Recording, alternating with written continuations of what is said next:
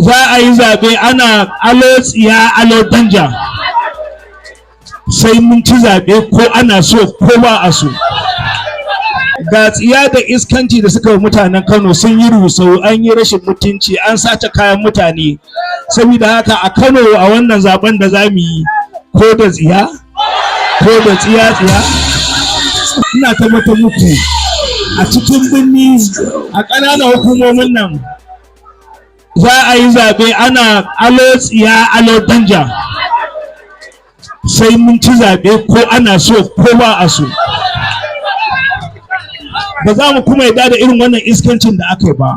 An zo kawai an ci mu da mali, an zo an cuci mutane, an sace kuɗin mutane, an yaudari mutane. To muna gawa Rabi Kwankwasa da 'yan Kwankwasiyya, wallahi wannan zaben sai dai duk abin da zai faru a Kano ya faru.